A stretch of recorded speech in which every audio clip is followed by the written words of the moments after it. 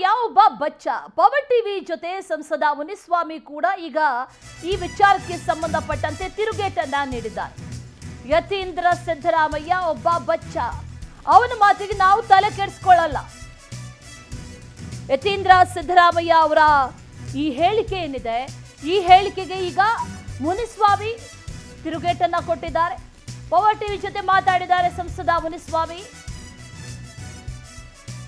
ಭದ್ರತೆಗಾಗಿ ಪಕ್ಷದಲ್ಲಿರ್ತಕ್ಕಂಥವ್ರು ಒಬ್ಬೊಬ್ಬರನ್ನು ಲೆಕ್ಕ ಹಾಕೊಂಡು ಬರ್ತಾ ಇದ್ರೆ ಎಷ್ಟು ಜನ ಆ ಲಿಸ್ಟಲ್ಲಿ ಇದ್ದಾರೆ, ಕಾಂಗ್ರೆಸ್ ಪಕ್ಷದ ಅಧ್ಯಕ್ಷರು ಏನು, ಅವ್ರ ಹಿಸ್ಟ್ರಿ ಏನು, ಅವರಲ್ಲಿರ್ತಕ್ಕಂಥ ಮಂತ್ರಿಗಳು ಸುಮಾರು ಜನ ಯಾರ್ಯಾರು ಏನೇನು ಹಿಸ್ಟ್ರಿಗಳು ಏನು ಅಂತ ತಿಳ್ಕೊಂಡು ಬಂದಾಗ ಗೂಂಡಾಗಳು ಕಾಂಗ್ರೆಸ್ ಅಲ್ಲಿ ಇದ್ದಾರಾ ಅಥವಾ ಬಿಜೆಪಿಯಲ್ಲಿ ಇದ್ದಾರಾ ಅಂತ ಹೇಳ್ಬಿಟ್ಟು ಅವರೇ ಅವ್ರನ್ನ ಒಂದ್ಸಲಿ ಕ್ವಶನ್ ಮಾಡ್ಕೊಬೇಕು.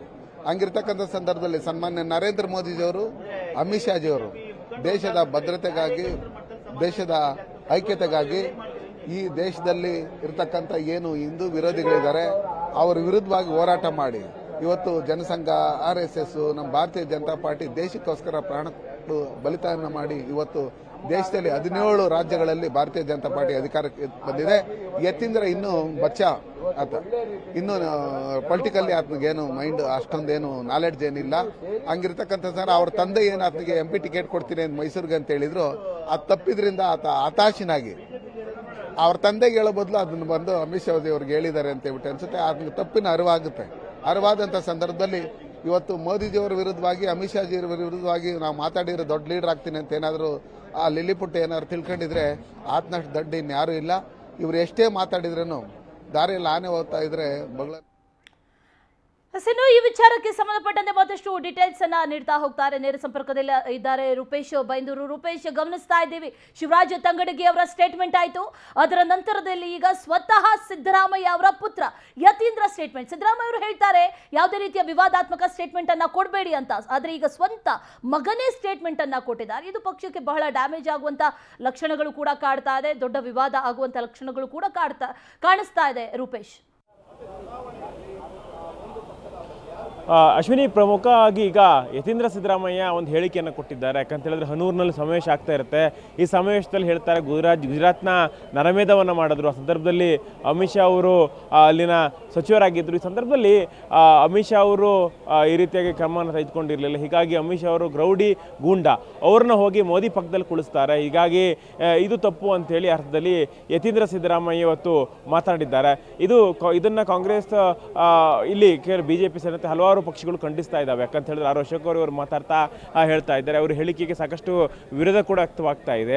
CT ರವಿ ಹೇಳ್ತಾರೆ, ಯಾಕಂತ ಹೇಳಿದ್ರೆ ಅವ್ರು ಹೋರಾಟದ ಹಿನ್ನೆಲೆಯಲ್ಲಿ ಬಂದಿರಲಿಲ್ಲ. ಯಾಕಂತ ಹೇಳಿದ್ರೆ ಒಂದು ಸಂಘಟನೆಯಿಂದ ತಳಮಟ್ಟದಲ್ಲಿ ಬಾವುಟಗಳನ್ನು ಕಟ್ಟಿಕೊಂಡು ಬ್ಯಾನರ್ನ ಅಂಟಿಸ್ಕೊಂಡು ಕೆಲವೊಂದು ಜನ ಬರ್ತಾರೆ.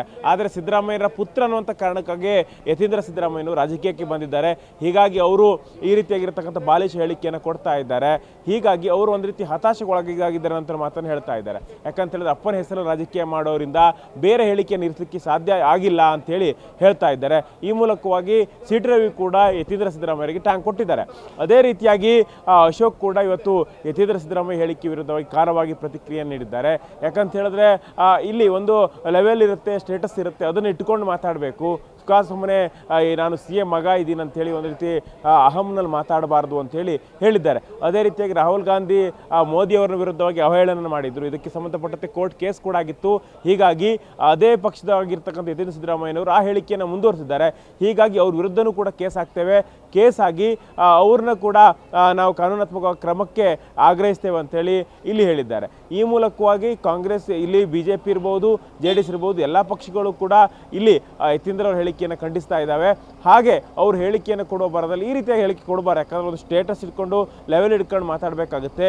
ಈ ರೀತಿಯಾಗಿರ್ತಕ್ಕಂಥ ಹೇಳಿಕೆ ಕೊಟ್ಟಿದ್ದು ತಪ್ಪು, ಸಾರ್ವಜನಿಕವಾಗಿ ಕ್ಷಮೆ ಯಾಚಿಸಬೇಕು ಅಂತೇಳಿ ಈಗ BJP ಮತ್ತು JDS ನಾಯಕರು ಆಗ್ರಹಿಸ್ತಾ ಇದ್ದಾರೆ.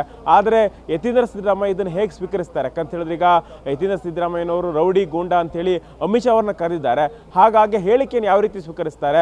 ಅವ್ರೇನಾದರೂ ಕ್ಷಮೆಯನ್ನು ಕೇಳ್ತಾರೆ? ಯಾಕಂದ್ರೆ BJP ಆಗ್ರಹಿಸ್ತಾ ಇದೆ, ಯತೀಂದ್ರ ಸಿದ್ದರಾಮಯ್ಯನವರು ಕ್ಷಮೆ ಕೇಳಬೇಕು, ಈ ಕೂಡಲೇ ಅವರು ಬಹಿರಂಗವಾಗಿ ಕ್ಷಮೆ ಕೇಳಬೇಕು ಅಂತೇಳಿ ಆಗ್ರಹಿಸ್ತಾ ಇದ್ದಾರೆ. ಆದರೆ ಅದನ್ನ ಏನು BJP ಆಗ್ರಹವನ್ನ ಯತೀಂದ್ರ ಸಿದ್ದರಾಮಯ್ಯನವರು ಸ್ವೀಕರಿಸಿ ಏನಾದರೂ ಕ್ಷಮೆ ಕೇಳ್ತಾರೆ ಅನ್ನೋದನ್ನ ನೋಡಬೇಕಾಗುತ್ತೆ. Ashwini. Okay Rupesh, thank you ನಿಮ್ಮೆಲ್ಲ ಡೀಟೇಲ್ಸ್.